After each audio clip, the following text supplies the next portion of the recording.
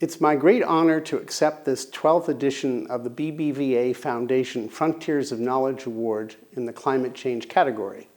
It's truly humbling to join the list of highly distinguished scientists who have received this award.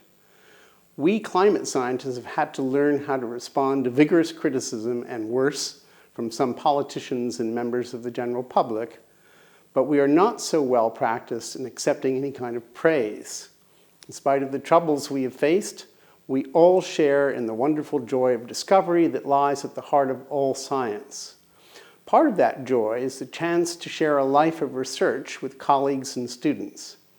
I take this opportunity to thank especially all the terrific students I've worked with over my 43-year career. There is little better in life than shared discovery and the chance to help a few generations of young scientists begin their own careers. I also owe a great debt of gratitude to my wonderful wife of 31 years, Susan Emanuel. When I first began my research career, climate scientists were free to engage in an unadulterated pursuit of basic understanding, driven by curiosity largely unencumbered by the need to solve immediate societal problems or produce short-term economic returns. Curiosity-driven science has been the engine for most major advances in science and has yielded as well great leaps forward in technology and medicine completely unanticipated at the outset of the research. Without basic science, we would not have such marvels as GPS, whose accuracy is made possible by general relativity, and it would have taken a decade rather than a year to develop the COVID vaccines that have saved millions of lives.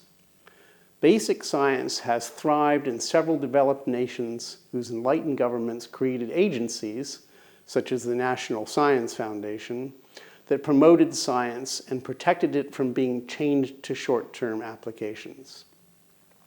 But the intellectual environment in which climate science was being carried out changed during the late 1980s and 1990s as it became apparent that anthropogenic climate change poses a serious risk to civilization.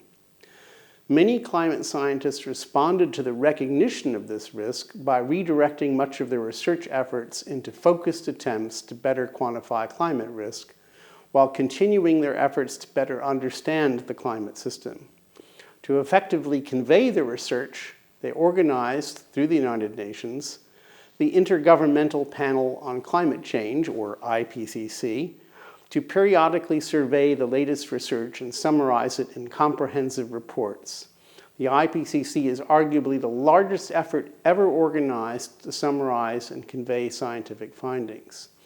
And while the global ship of state has been slow to change course in response, it is now perceptibly turning onto a path of cleaner and safer energy. It has been my privilege to contribute to a small piece of our collective understanding in understanding weather and climate. And my main desire now is to celebrate continuing advances in climate science and to applaud the BBVA Foundation for establishing a climate change category for its highly prestigious awards. The BBVA Foundation's visible recognition of climate science serves as a beacon for practicing and aspiring climate scientists throughout the world.